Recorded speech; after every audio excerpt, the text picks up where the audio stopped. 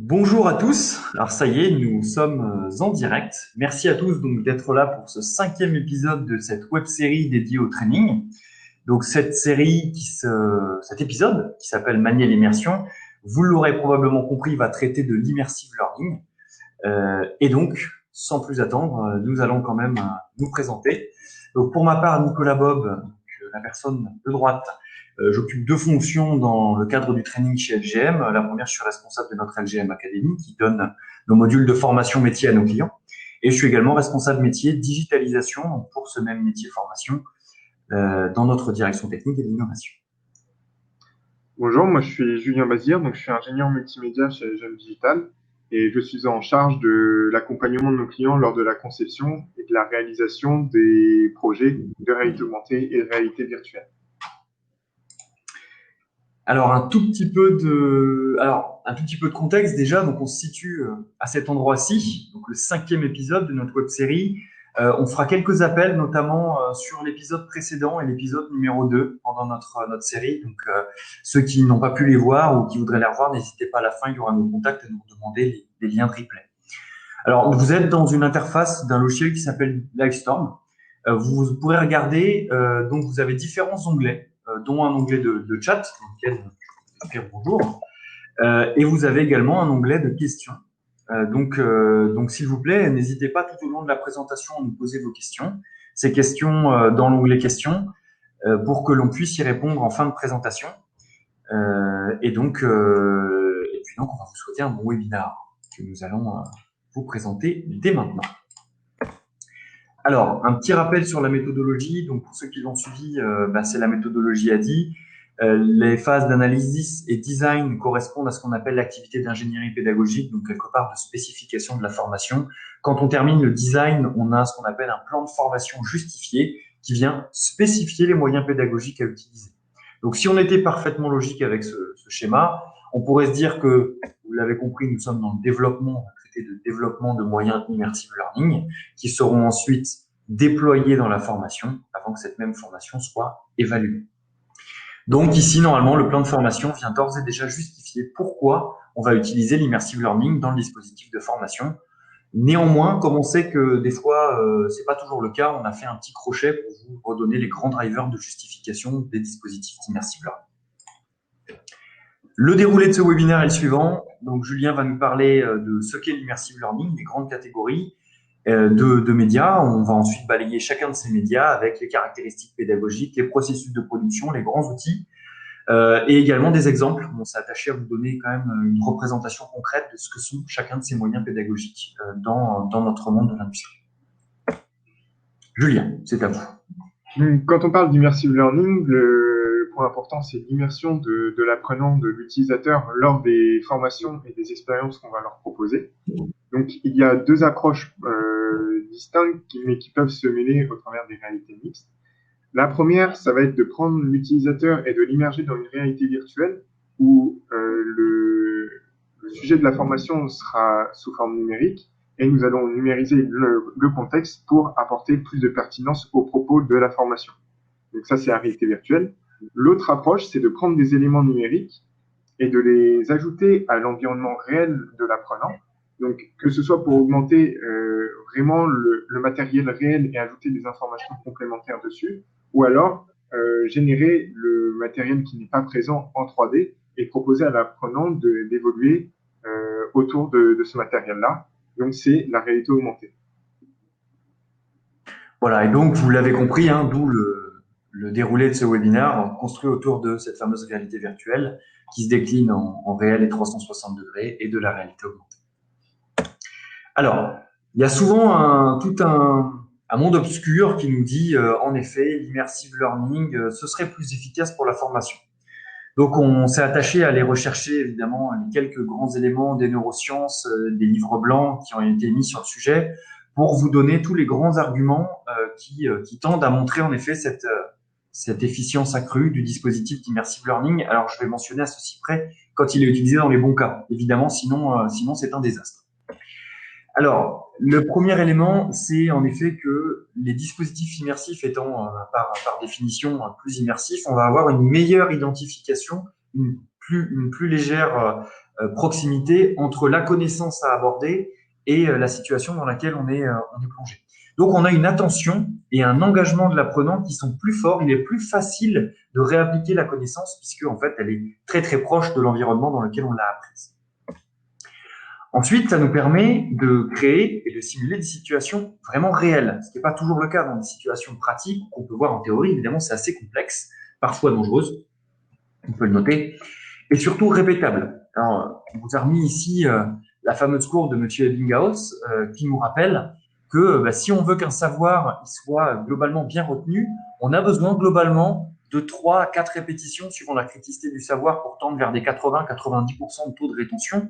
Et donc, c'est vrai qu'avec un module numérique, c'est beaucoup plus facile de faire répéter ce module numérique pour répéter l'enregistrement de la connaissance que de réorganiser des sessions pratiques, par exemple, sur un équipement qu'il est très difficile de modéliser. Alors, on va également pouvoir beaucoup s'attacher à de la mise en pratique en utilisant ces dispositifs. Alors ici, pareil, on vous a remis la pyramide de rétention des savoirs en fonction des modalités.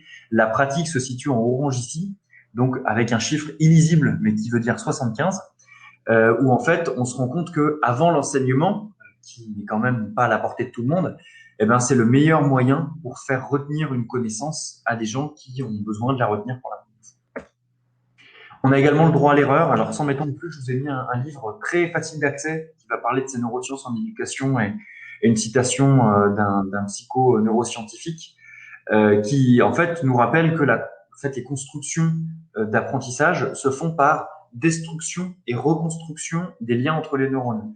Ce qui a été montré il n'y a pas très longtemps et qui justifie le fait que, en se trompant, en fait, on détruit ces liaisons et donc on a besoin de les reconstruire avec la nouvelle liaison. Et c'est le fait que l'apprentissage par l'erreur est en fait plus efficace qu'un apprentissage plus continu où on dit bon, il n'aurait pas fallu faire comme ça et plutôt comme ça, il vaut mieux laisser se tromper. Dernier élément, plus simple à comprendre celui-ci, on a une liberté de scénario. Ben oui, on va pouvoir nous-mêmes construire en numérique le scénario et on a un contrôle accru sur la pédagogie, soit pendant le module, c'est-à-dire qu'on peut ajuster en tant que formateur certains modules pour créer des situations dans lesquelles le stagiaire doit s'adapter, mais aussi post-formation. On va vous montrer avec un exemple en réalité virtuelle. On peut enregistrer tout un set de data associé à des profils et donc à la fin se dire tel step de maintenance il pose beaucoup de problèmes, où on consulte énormément l'aide, par exemple pour prendre un outil. Et ça, c'est autant d'informations essentielles pour pouvoir améliorer soit la procédure, soit le module en question a posteriori. Voilà donc pourquoi les grands drivers qui font que l'immersive learning, en effet, a une connotation plus efficace dans le dispositif de formation. Alors on y va, on commence, on vous a promu 3 grandes catégories. On commence avec la réalité augmentée. Quels sont les grands use cases de la réalité augmentée? Le premier qui se déploie de plus en plus dans l'industrie, c'est le support aux opérations. La philosophie, c'est qu'en utilisant un dispositif de réalité augmentée, on va contextualiser une information et donc on va réduire le niveau de complexité de la tâche. Par exemple, en disant exactement ce qu'il faut serrer, exactement ce qu'il faut contrôler, à quel couple. Et donc ça permet d'avoir des opérations qui sont plus simples et réalisées plus rapidement. C'est vraiment l'essence même, mais vous avez un petit peu plus de détails sur les use cases dans support aux opérations. Les expériences commerciales et marketing également. On est capable de faire vivre à un client une vraie expérience autour du produit. Il a l'impression de l'avoir devant lui. On peut faire apparaître des éléments de déclenchement, une mise en situation qui permet de mieux visualiser l'expérience dans l'écosystème dans lequel il est voué à être utilisé.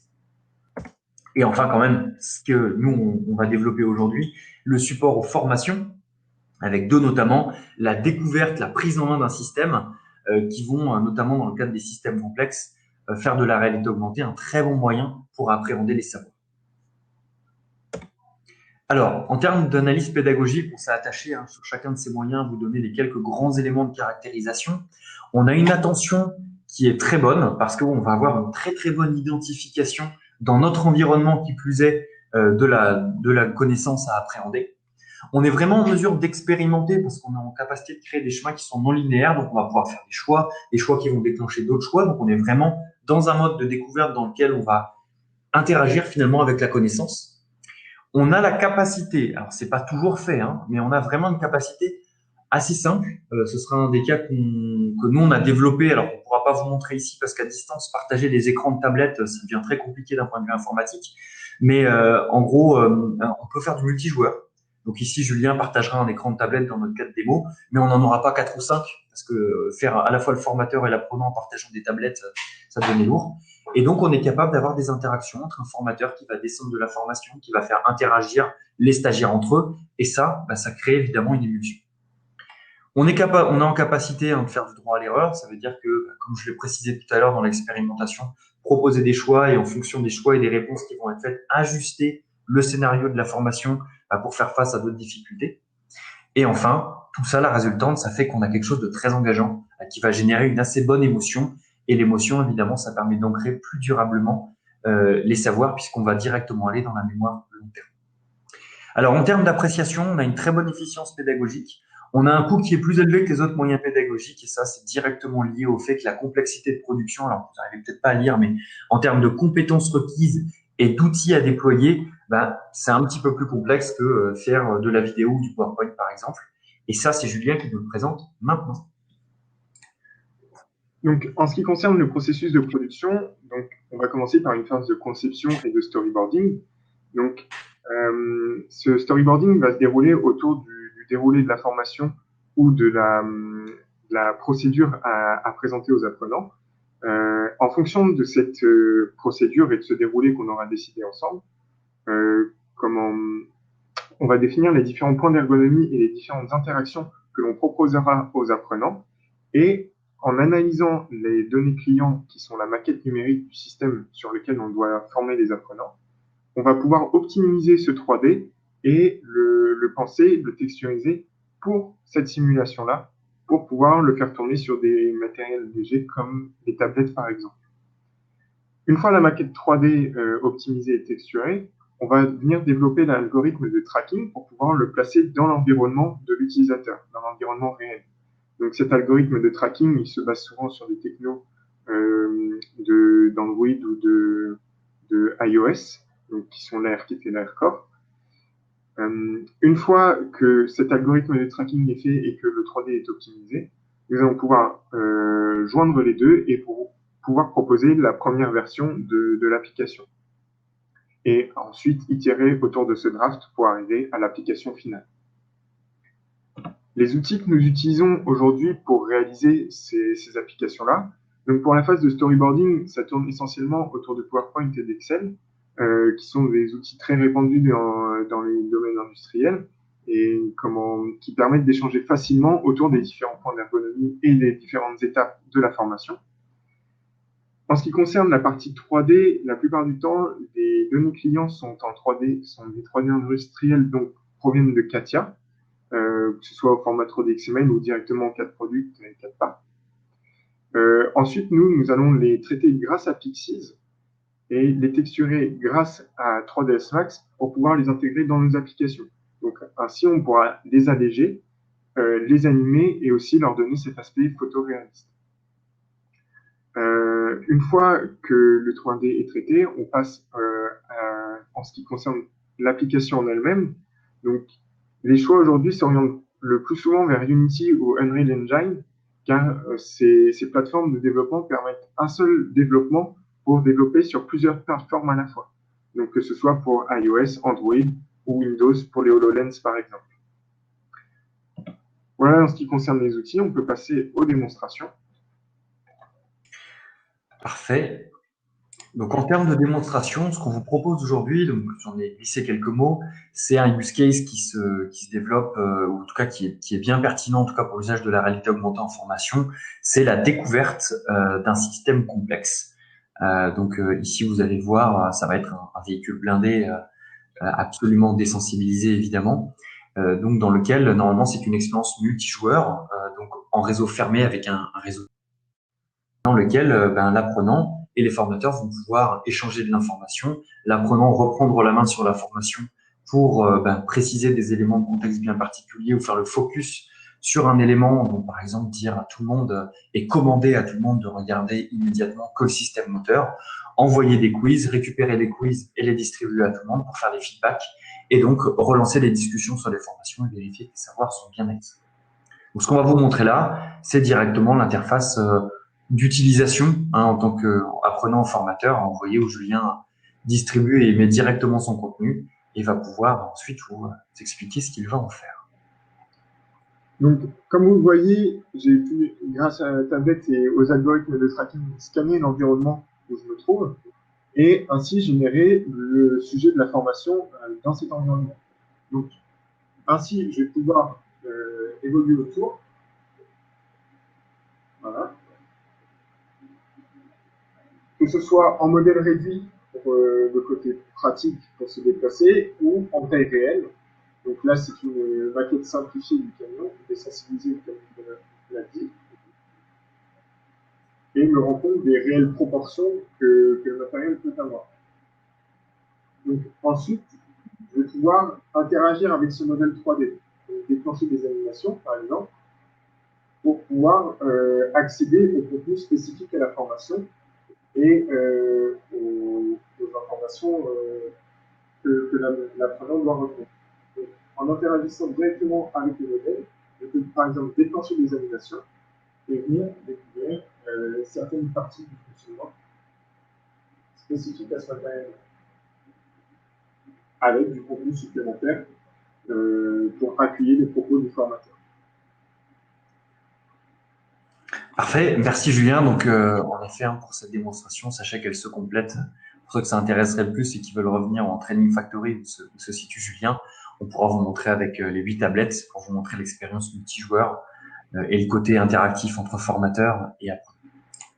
Donc ça, c'était pour vous faire un premier saut dans, dans la réalité augmentée, vous montrer un peu des exemples, des cas d'usage pratique de cette fameuse réalité augmentée en formation. Ce qu'on vous propose maintenant, c'est de passer dans une des deux catégories de la réalité virtuelle. Certaines sociétés, d'ailleurs, aiment bien jouer sur cette connotation réalité virtuelle pour parler du 360 degrés. Donc, on va bien dans ce côté 360 degrés. On ira dans la réalité virtuelle 3D temps réel juste après. Alors, quel grand use case, donc toujours quelques photos de quelques éléments que nous on a pu réaliser. Bon, la définition, c'est assez simple en fait, on l'apparente souvent à Google Maps, c'est-à-dire qu'on va se balader dans un environnement qui n'est pas forcément linéaire, comme on présentait dans l'image, et où chaque point d'arrêt va représenter un spot 360 degrés dans lequel on va pouvoir visionner du contenu. Qu'il soit photo réelle, photo 3D comme on va le voir, ou qu'il soit vidéo également, donc vidéo réelle ou vidéo 3D. Donc, les types de simulations qui s'y prêtent bien, des exercices type sécurité, par exemple, avec de la vidéo 360 degrés, des démonstrations d'action à risque ou des expositions à situation de stress, un entretien qui va se passer mal ou de recadrage, par exemple. Être dans la peau d'eux, donc on peut se mettre dans la place, dans la peau de son manager, on peut se mettre dans la place de quelqu'un qui va faire un briefing avant d'aller dans une opération technique pour développer l'empathie ou développer des compétences commerciales ou des soft skills, par exemple. Et également des simulations type être partout, dans lesquelles on va pouvoir aller faire des visites terrain, dans lesquelles on va pouvoir se téléporter dans des endroits qui sont très très difficiles d'accès, et ce pour familiariser du personnel avec des environnements de travaux qui sont pas toujours simples, en tout cas qui seraient très coûteux ou dangereux d'accéder. On a aussi des phénomènes de learning expedition, d'onboarding. On peut faire des documents interactifs sur les sociétés ou les produits, des dispositifs de communication, des making-of ou des backstage, qui sont peut-être un petit peu plus au niveau de la com que de la formation. Alors, en termes de caractéristiques pédagogiques, très bonne attention également. Donc là, sans surprise, on est encore sur un dispositif immersif. Quand on va se téléporter, typiquement dans des personnes qui vont concevoir des systèmes pour les mines, donc les mines, les carrières, pouvoir leur permettre d'aller voir comment ça se passe en vrai, c'est évidemment quelque chose qui va être très immersif et qui va vraiment capter l'attention. On a une possibilité d'expérimenter également, puisque on peut faire des scénarios non linéaires dans lesquels l'apprenant va se déplacer de point en point. On peut positionner des dispositifs de type quiz. Alors, nous, avec certains logiciels qu'on utilise, où il y a des logiciels qui sont préprogrammés pour le faire, type Uptail, dont vous allez voir la mention juste après. On est en mesure également de pouvoir gamifier. Alors, c'est un petit peu plus de travail parce que ça demande un petit peu plus de détournement, mais pouvoir poser des questions, pouvoir créer des classements, pouvoir faire des mécanismes de badge, donc qui sont vraiment des mécanismes assez basiques de gamification, mais en tout cas qui peuvent être faits. On peut difficilement là avoir du droit à l'erreur, on peut pas faire de manipulation à proprement parler, on est limité, on va dire, à du niveau quiz, donc plus compliqué à ce niveau-là. Et on a quand même, alors on a été un peu sévère, on pourrait aller à 3 quand même, on a quand même une bonne émotion. Ça va dépendre de ce qu'on va faire, mais quand on se met dans la peau d'une simulation bien faite pour un entretien ou la découverte d'un environnement qui est difficile d'accès en haut d'une éolienne parce qu'on travaille dans la conception des pales, ça marche très bien. On a une très bonne émotion observée et donc un bon ancrage mémoriel dans la mémoire long terme. Ça marche bien. En termes d'efficience pédagogique, c'est quand même très bien. Un coût qui reste beaucoup plus modéré que la visite virtuelle, que la réalité augmentée ou la réalité virtuelle 3D temps réel, avec une complexité de production qui est quand même moindre. Donc ça, Julien, tu nous en parles tout de suite. Donc, au niveau de la production de ce type de réalisation, les visites virtuelles, pardon, sont essentiellement pensées pour la découverte d'espaces, donc en rajoutant quelques éléments d'interaction. Pour ces espaces, nous allons les prédéfinir lors de la phase de storyboarding, et pour les immerger l'utilisateur dans ces espaces-là, nous avons deux grandes possibilités. Donc la première, c'est la prise de vue réelle, donc que ce soit photo ou vidéo, où nous allons nous rendre sur site pour capter les différents environnements et générer des photos 360 par la suite. La deuxième possibilité, c'est dans le cas où l'accès est impossible ou que les disponibilités pour faire ces prises de vue sont limitées, nous allons nous orienter plus sur la partie rendu 3D, où là, nous allons remodéliser l'environnement, partir des données clients, par exemple, et les mettre en scène, les arranger pour nous rapprocher au plus près de la réalité et avoir ce rendu photoréaliste. Une fois ces différentes prises de vue réalisées, nous allons les assembler dans le logiciel de visite virtuelle et comment rajouter ces éléments d'interaction, donc que ce soit ajouter des médias tiers ou rajouter de l'information propre à la formation. Et ensuite, nous allons générer la visite virtuelle. Donc, les outils que nous utilisons pour réaliser ces différentes visites virtuelles, donc pour la phase de storyboarding, comme pour la réalité augmentée, ça s'articulera la plupart du temps autour de PowerPoint et d'Excel.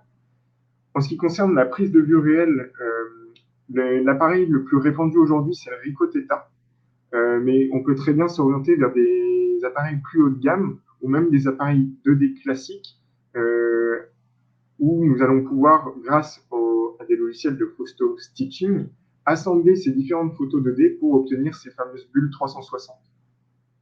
Une fois les bulles 360 obtenues, nous viendrons avec des logiciels tels que Photoshop ou Lightroom retoucher ces photos pour obtenir de plus belles lumières et ainsi maximiser l'immersion de nos apprenants. Dans le cas de l'impossibilité de prise de vue réelle, nous nous orienterons vers des logiciels 3D, dont les plus répandus pour ce type de besoin sont 3ds Max et par exemple le logiciel Substance qui permet d'obtenir des textures photoréalistes. Et nous générerons les bulles 360, mais à partir de 3D. Les bulles générées, nous les assemblons dans des logiciels tels que Virtual Tour ou l'ancien Panneau Tour, par exemple. Nous allons passer aux démonstrations. Alors, petit tour d'horizon pour ces démonstrations dans le 360. On a essayé de vous donner la panoplie complète. Alors, on va passer évidemment assez vite sur chacune d'entre elles. On va rester dans la catégorie du MRAP avec une visite virtuelle à base de photos 3D. Donc, Julien précisera les différents outils de process de production bien mieux que je ne le ferai. Ensuite, on restera dans le 3D avec des vidéos 360 degrés 3D dans de la démonstration, donc on verra ici, de dispositifs d'essai ferroviaire, dans lequel ce n'était pas possible d'aller faire les vraies prises de vue. Et nous irons en dernier lieu dans des visites virtuelles 2D faites à base de photos 2D, donc dans lequel il y aura tout le processus plus lourd donc dit de stitching dont a parlé Julien, qui permettent, Julien montrera, d'avoir des photos de bien plus haute qualité que ce permettrait un appareil photo 360 degrés type Ricoh Theta, d'où ce choix-là. Et donc, on n'ira pas ici vous montrer des réalisations 360 degrés vidéo parce que celles qu'on a, malheureusement, on ne peut pas vous les montrer. En revanche, parce qu'on tient à vous montrer quand même la panoplie complète, on vous conseillera, il me semble, Julien, le site d'Uptail, dans lequel il y a beaucoup d'exemples et de cas d'usage que vous pourrez aller voir. Donc, la première réalisation concerne les rendus 3D fixes. Donc, comme vous pouvez le voir, c'est le même véhicule que j'ai pu vous présenter lors de la réalité augmentée. Et à travers différents points prédéfinis, nous allons pouvoir évoluer autour du véhicule et découvrir également l'environnement que nous avions modélisé pour l'occasion.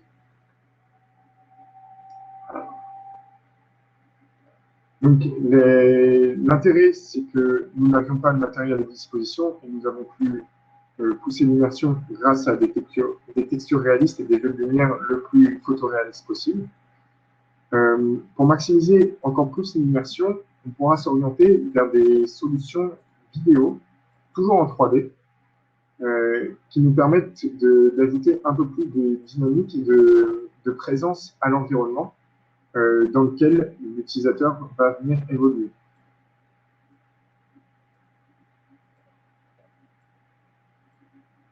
Voilà. Dans le cas où la 3D n'est pas nécessaire, c'est-à-dire qu'on peut se rendre sur site, on privilégiera la photo, où là, ce sont un assemblage de prises 2D réelles, des prises de vue 2D réelles, pardon, dans lesquelles on va venir rajouter de l'information. Donc, vous voyez ce qu'on appelle des hotspots qui vont nous permettre d'accéder à du contenu supplémentaire. Ces mêmes visites virtuelles, d'ailleurs, hein, dans ce cas présent, qui peuvent être embarquées dans différents outils. Dans nos cas, on nous avait demandé de les embarquer dans des dispositifs type GMAO, donc pour augmenter, faciliter l'accès de l'information. C'est très pratique également dans ces cas-ci. Et comme l'a mentionné Nicolas, nous ne pouvons pas vous montrer nos réalisations de prise de vue vidéo 360. Donc, je vous invite à aller sur le site de Peptel.io, qui a de très beaux exemples à vous présenter. On n'a pas d'action, hein, c'est juste que tout simplement, il y a une belle panoplie d'exemples pour appréhender l'élément. Donc allez-y sans appréhension. Merci Julien. Donc voilà pour ce tour, on l'espère assez exhaustif déjà du dispositif 360 degrés qui porte souvent à confusion, vous le verrez dans le marché avec l'appellation réalité virtuelle. Donc vous saurez maintenant qu'il faut bien faire cette distinction entre le 360 et ce que l'on va voir par la suite, la réalité virtuelle 3D temps réel. Et donc vous aurez vu le spectre complet, hein, donc de tout ce qui se propose en 360 degrés, que ce soit en vidéo, en photo, en réel ou en 3D. Hein, ça vous fait une matrice de 2 avec 4 possibilités. Alors, on passe à la réalité virtuelle 3D temps réel, donc toujours une petite batterie d'exemples que vous avez ici de photos. D'ailleurs, vous reconnaîtrez Julien, dans certaines ici. Donc, les grands use cases d'utilisation de la réalité virtuelle dans l'industrie, l'aide à la validation pour les bureaux d'études, représentation 3D, design, outillage, accessibilité. L'aide à la décision, beaucoup dans les phases d'industrialisation, dans les phases d'installation de lignes de production, de montage de nouvelles infrastructures, de simulation de flux ou même d'accompagnement au changement quand on va aller installer notamment de nouvelles lignes de production pour accompagner les nouveaux opérateurs et les faire tester les nouvelles stations de travail dans lesquelles ils vont travailler. Les supports aux opérations de vente, c'est vrai que c'est quand même plus pratique de se déplacer avec un PC portable et un casque pour aller montrer ce que pourrait rendre une centrale nucléaire, une installation complexe de traitement des déchets ou un véhicule blindé à l'autre bout du monde, plutôt que se balader avec le même système, qui plus est qu'on ne pourra pas mettre en marche. Donc tout l'avantage ici des dispositifs immersifs. Et enfin, ce dont on va un petit peu plus, sur lequel on va un peu plus s'attarder, la découverte et le training.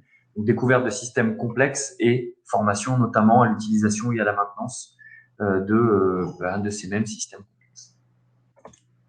Caractéristiques pédagogiques, donc on va être sensiblement sur la même chose que la réalité augmentée, un très bon caractère d'attention parce qu'on est sur quelque chose de très très immersif et réactif. Là, pour le coup, on se voit bouger en temps réel. On peut interagir avec à peu près tous les objets si on l'a programmé. On peut prendre les objets, les lâcher, on peut manipuler.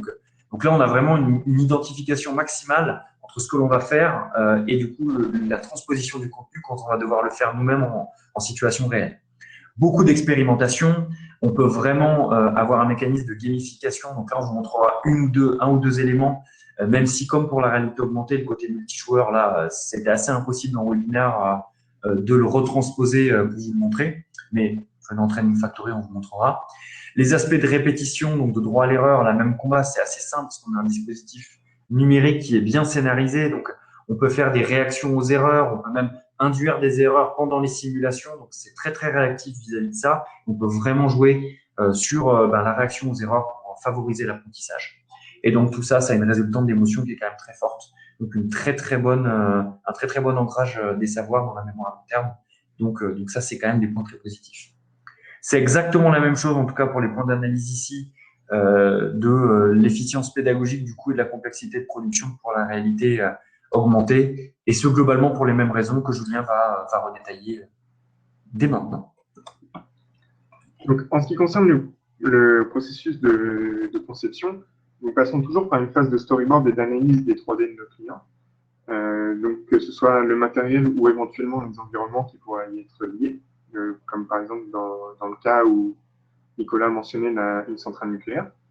À la différence de la réalité augmentée et de la visite virtuelle, le degré de liberté des apprenants étant beaucoup plus grand, dès la phase de conception et storyboarding, nous allons devoir envisager les différentes erreurs, les différentes possibilités et les différents embranchements de scénarios que l'utilisateur pourra prendre au cours de la formation et prévoir des réactions à ces erreurs. Donc, que ce soit la remontée de pourquoi l'apprenant a fait une erreur ou une conséquence au niveau d'aspects de gamification, comme par exemple un malus au niveau du score, etc.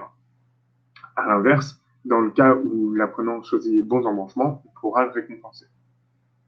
Une fois cette phase de conception faite et les différents embranchements envisagés, nous allons passer vraiment à la production de l'application, donc qu'on a découpé en 4 grandes parties. La première, ça va être le traitement 3D du système sujet de la formation, c'est-à-dire qu'on va accorder une importance particulière au réalisme de ces pièces 3D, que ce soit dans le comportement, dans la réaction aux actions de l'utilisateur ou dans l'aspect graphique, c'est-à-dire les textures photoréalistes, pour que l'immersion de l'utilisateur le rapproche au plus près de l'expérience qu'il aurait eue dans le cadre d'une pratique réelle. Pour toujours pousser plus loin cette immersion-là, nous allons apporter aussi une attention à l'environnement 3D, donc au contexte de la formation et aux éléments sonores, aux éléments animés dans l'environnement de la simulation, qui sont secondaires par rapport aux manipulations sur le matériel. Enfin, on s'attardera aussi sur les personnages 3D, donc que ce soit toujours dans une perspective d'environnement, mais on pourra, c'est quelque chose qu'il faut aussi penser, par exemple dans le cadre de simulation multijoueur, à la présence d'avatars pour symboliser les apprenants, les autres apprenants ou le formateur, par exemple. Et le dernier bloc est évidemment la programmation des interactions et l'assemblage de cette réalité virtuelle avec lequel l'utilisateur pourra interagir. Une fois que nous avons développé ces 4 différents blocs, nous pouvons les assembler et arriver à une première version de draft sur laquelle nous rajouterons du post-processing et des effets spéciaux pour pousser le niveau de réalisme au maximum et ainsi maximiser l'immersion de nos apprenants. Donc, pour réaliser ces différentes applications en réalité virtuelle, nous avons accès à différents outils qui sont pour la phase de spécification et storyboarding les mêmes que précédemment. Donc, on s'orientera principalement vers du PowerPoint ou du Excel. En ce qui concerne la partie 3D qui est essentielle pour la réalité virtuelle, donc toujours pour ce qui est des 3D provenant de nos clients, nous nous orienterons vers du CATIA. Nous optimiserons grâce à Pixies et 3ds Max pour pouvoir les utiliser dans nos simulations.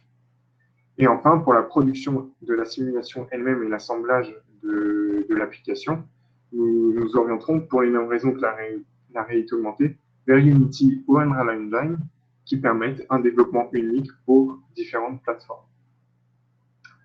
On peut dès à présent passer à la démonstration que je vais laisser introduire par Nicolas.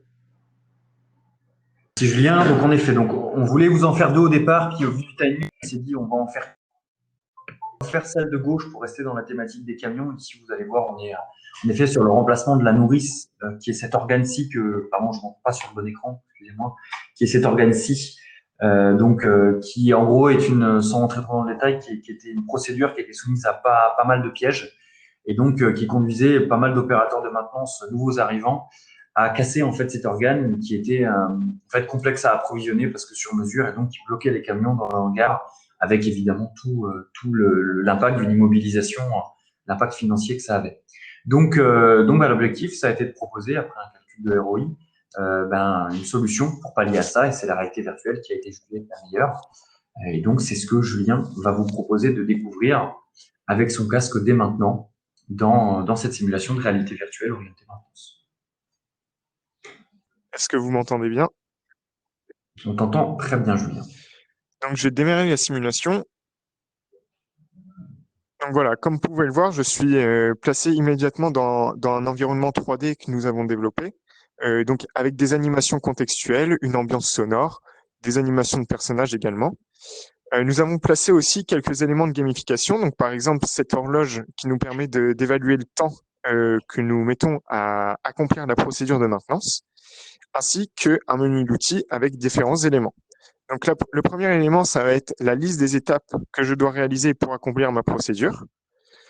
La deuxième, ça va être les différents outils avec lesquels je vais devoir interagir pour réaliser la procédure, les différents consommables qui sont à ma disposition, la procédure papier à laquelle l'opérateur a réel accès dans l'atelier lors de la réalisation réelle de la procédure, et enfin quelques vidéos ergonomie pour l'aider à progresser dans la simulation virtuelle. Voilà, donc je vais vous donner un exemple de quelques manipulations. Voilà.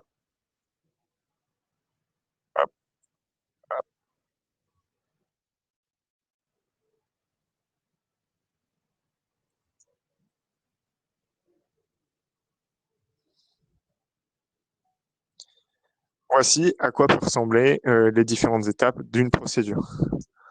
Très bien. Nous, on n'a pas le son, donc dans la procédure, sachez que là, quand Julien termine, utilise des outils, etc., il a donc tous les effets sonores, évidemment, pour l'aspect immersif.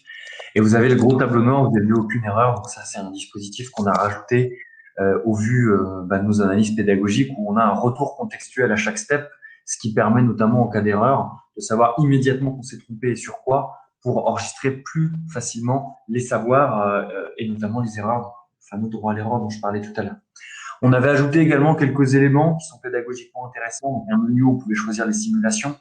Des niveaux de difficulté. Alors là, on est en niveau facile. C'est pour ça que le bac build que vous avez vu, il était bleu. Donc, il y a des guides visuels. En fait, ce niveau facile, il correspond à un cas d'usage de découverte. On a un niveau moyen où, en fait, on n'a plus ces aides visuelles, où on a toujours des procédures simplifiées sous forme de checklist.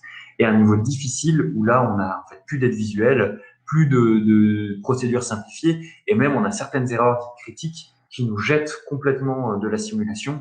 Et là, soit on prépare ce qu'on peut appeler une catégorie d'examen, c'est des simulations qu'on a déjà pu être amené à faire, ou alors des simulations qui sont plutôt utilisées avant que le système ne rentre en maintenance pour rappeler que ça, c'est le type d'erreur. Si ça vous arrive demain, vous êtes jeté parce qu'en fait, la simulation et votre opération de maintenance doit s'arrêter parce que vous avez complètement bloqué le dispositif.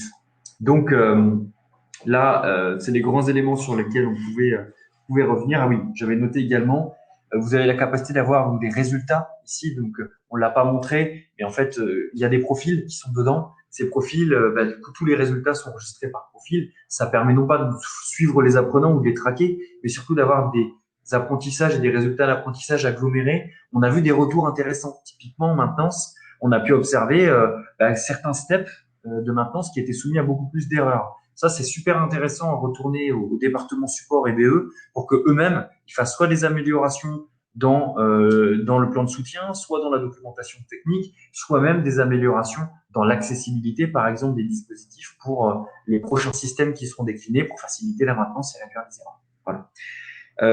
Et également, dernier volet qu'on vous a pas montré ici, on a la capacité de faire du multijoueur. Donc, c'est-à-dire, par exemple, un formateur qui va lancer la simulation. Tous les autres personnes auront un avatar, donc les apprenants.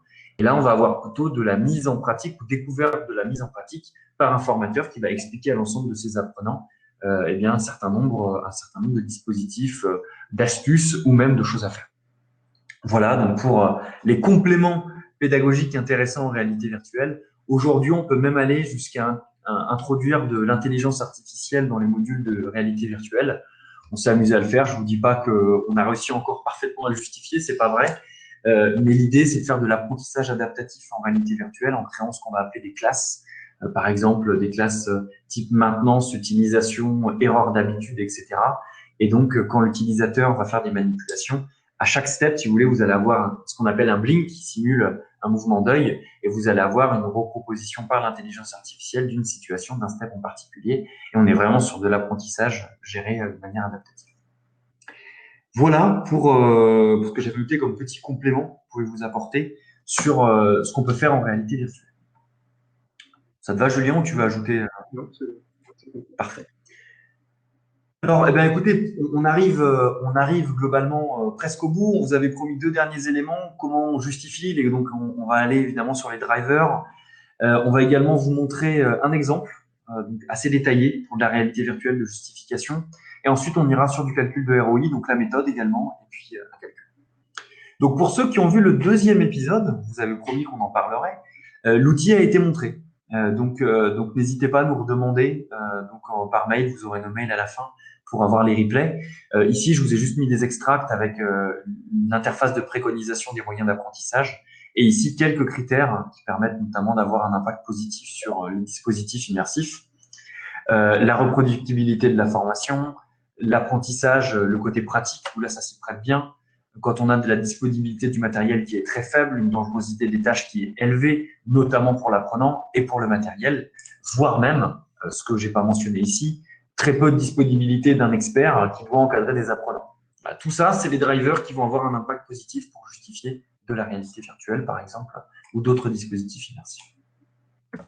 Un exemple ici, alors je vous rassure, je ne vais pas le lire parce que j'imagine vos têtes quand je mets cette planche. L'idée, c'est surtout de vous montrer les quatre grands critères par lesquels on passe ici pour de la réalité virtuelle. On commence par regarder ce premier élément qui est la criticité de l'application de la connaissance, donc de la connaissance en elle-même pour le système de soutien. Si on le fait mal, en gros, quel est l'impact? Donc décliné en plusieurs critères.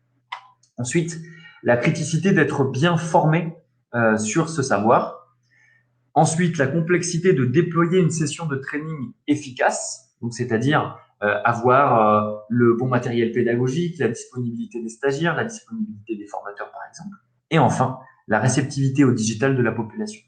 Et ça avec un scoring qui est souvent léger, moyen, beaucoup, des degrés qu'on peut définir. Ici, ça nous avait permis de définir ce que vous voyez en rouge, un besoin important parce qu'on a une connaissance critique sur lequel il faut vraiment former, et l'analyse de ce chiffre nous a donné donc de la réalité virtuelle comme moyen préférentiel.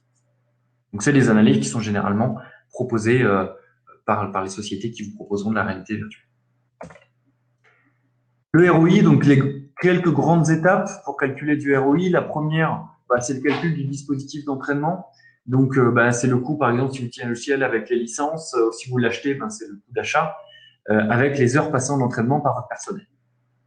Ensuite, c'est l'estimation du coût des échecs, des dysfonctionnements, quand on n'utilise pas évidemment ce dispositif de formation immersive.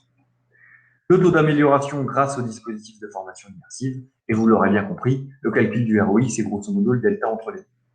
Donc ça ressemble à quoi en vrai?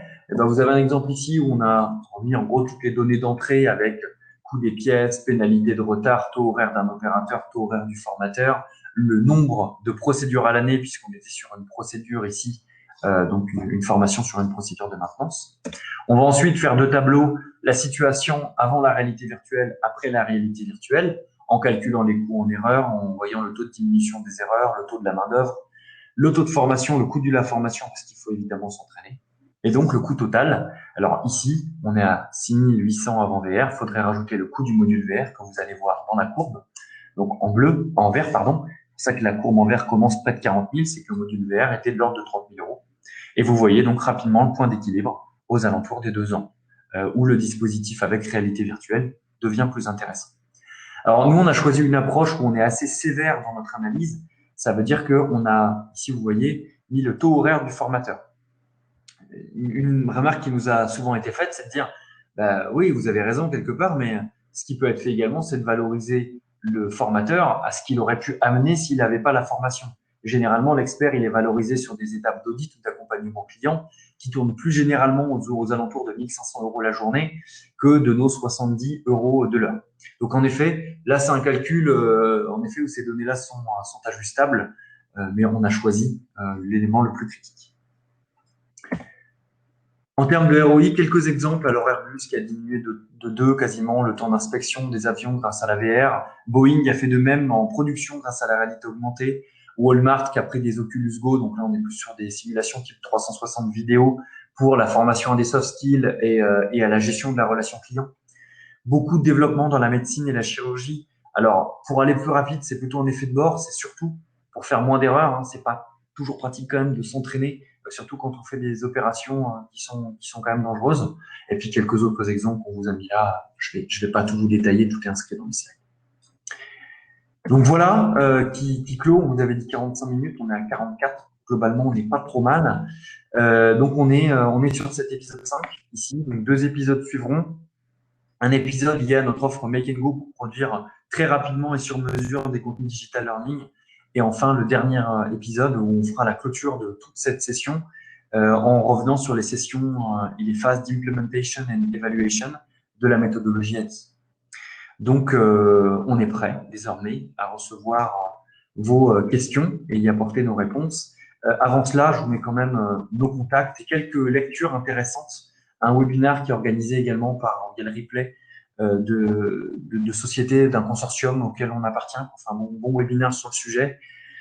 Et puis quelques livres blancs. Reality Academy, très accessible. Celui de Serious Factory, qui va un petit peu plus dans des détails type neurosciences, et puis quelques chiffres pour remettre en perspective quand même la proportion de l'immersive learning qui est quand même très légère encore aujourd'hui dans la formation, donc c'est important de l'avoir.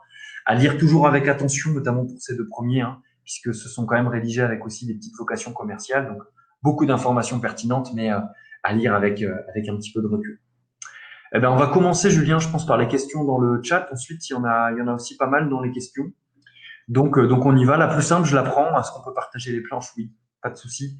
On enlèvera peut-être une ou deux données qui étaient un petit peu plus détaillées, notamment sur les coûts, mais globalement, on pourra tout partager. Une deuxième, donc je vois sur la réalité augmentée, le client est intéressé à maintenir lui-même des modules de RA durant le cycle de vie et c'est envisageable. Intéressé par le process industriel de création de ces modules RA, quel processus, quel accompagnement pouvons-nous lui proposer? Alors, il y a plusieurs solutions, Julien, tu me compléteras. Il y a des dispositifs et des solutions qui sont plus coûteuses, mais qui proposent des éditeurs intégrés. Alors, je pense à une immédiatement qui s'appelle Biota, qui fonctionne très bien, notamment pour le support aux opérations, moins sur la formation. D'autres qui fonctionnent avec des marqueurs, dont une qui s'appelle Ublim, où on a encore Vuforia, sur lequel tu avais travaillé dans une autre vie d'ailleurs, Julien. Donc, toutes ces solutions, elles permettent d'avoir un éditeur intégré qui peuvent permettre à la personne de gérer lui-même ses modules. L'inconvénient, c'est qu'on paye un coût de licence qui est quand même assez lourd. On tourne généralement autour des 50 000 euros. Hein, c'est l'ordre de grandeur pour acquérir quelque chose. Donc, c'est significatif. Il faut calculer. C'est un calcul à faire sur lequel on peut discuter. Ensuite, le module de réalité augmentée, tout dépend de ce qu'on veut maintenir. Si on veut aller directement dans la 3D, parce qu'on a beaucoup de choses à faire évoluer, c'est vrai qu'il y en a beaucoup, ça vaut le coup d'aller là-dessus. Si on a peu, ça vaut le coup de s'intéresser à ce qu'on a fait avec des clients, donc créer des unités d'œuvre pour ce qui est des modifications lourdes du 3D, et puis ce qui est de la modification, par exemple, des données textuelles ou de certaines données numériques.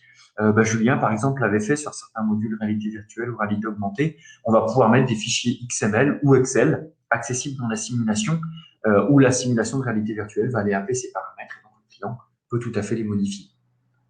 Julien, est-ce que tu peux amener Je compléterai juste, que ce soit pour le support aux opérations ou pour une application de formation comme on a pu vous présenter, tout ce qui est contenu annexe, c'est-à-dire textuel, on pourrait aussi envisager vidéo, tout ça, c'est quelque chose qu'on peut envisager d'aller récupérer sur un serveur où le client a la main complète, c'est-à-dire sans avoir à redévelopper l'application. Le contenu, on va dire, classique, que le client aimerait mettre à jour ou compléter, c'est quelque chose qu'on peut complètement délier de l'application et l'application viendra chercher le contenu par elle-même.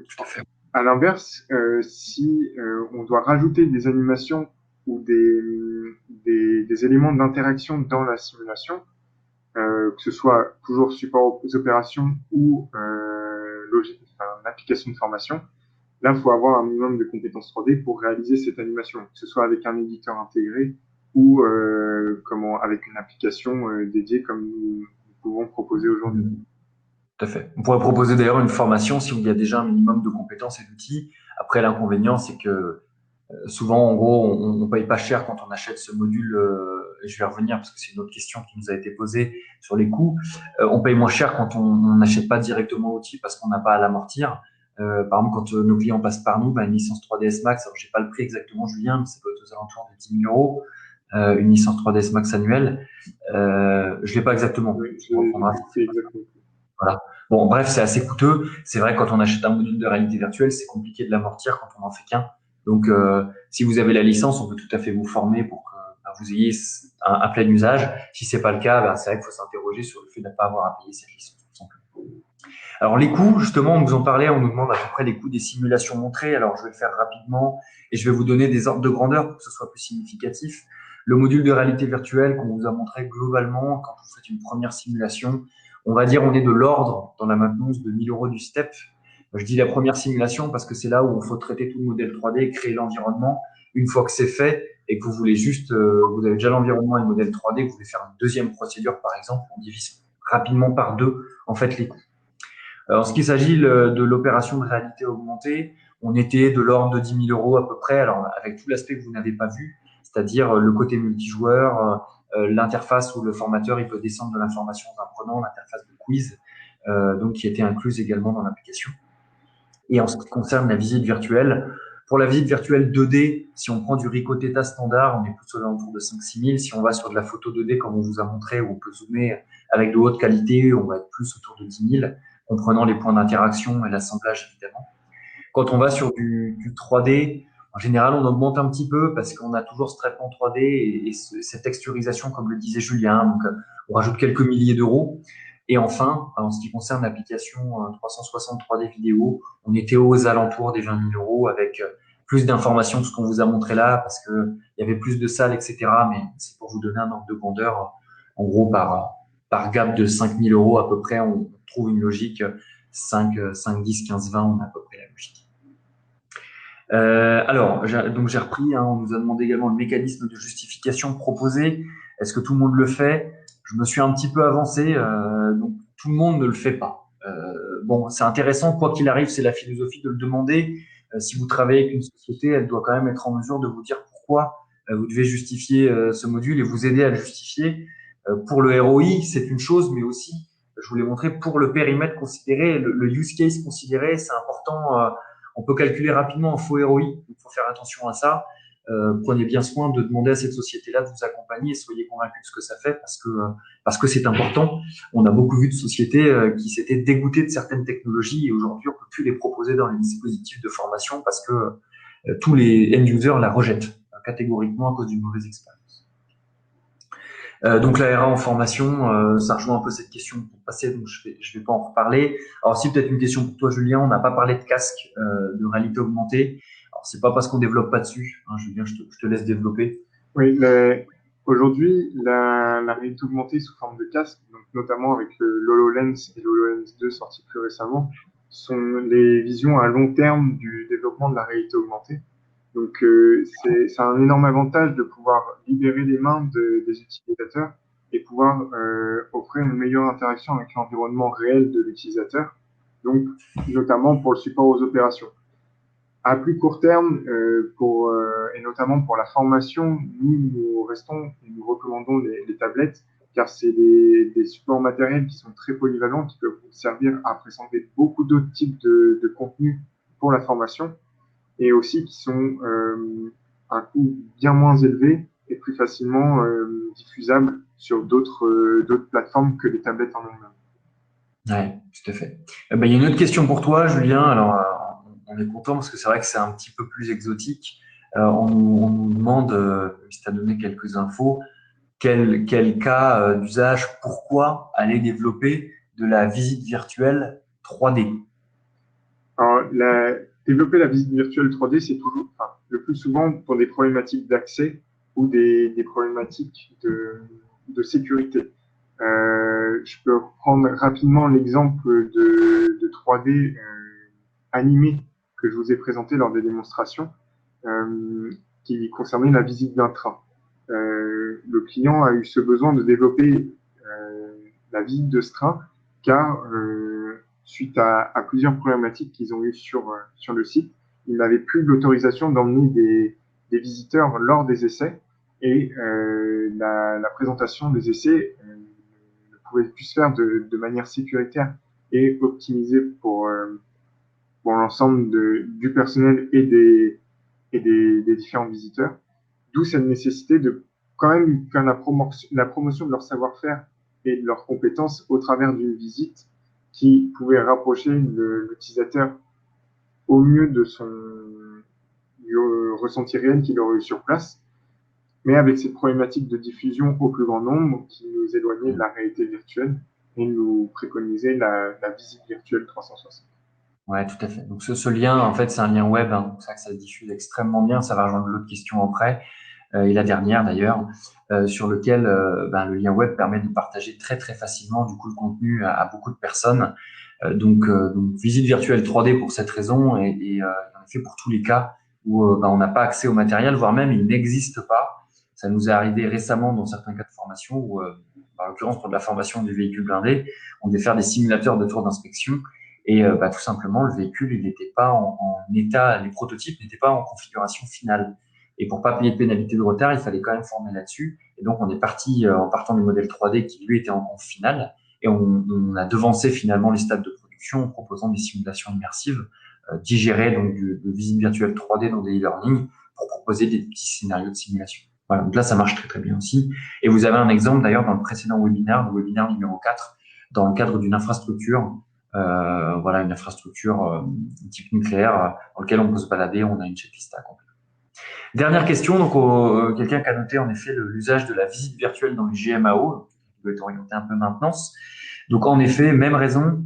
En fait, c'est ce petit package, c'est un petit package web HTML qu'on peut embarquer très simplement. Donc ce qui s'est passé là avec ce client, c'est qu'on a créé via les hotspots un lien qui va aller requêter sur certaines fonctions de la GMAO, ce qui permettait de remonter des faits techniques ou des demandes d'approvisionnement de stock directement dans l'interface de GMAO sans se soucier de naviguer dans l'arborescence organique qui est un petit peu moins accessible. Ça s'adressait notamment à du personnel gendarme, donc qui pour le coup avait pas du tout de formation à aller dans des outils de GMAO, pour lequel l'interface de visite virtuelle était extrêmement pratique pour remonter des informations de problématiques notamment.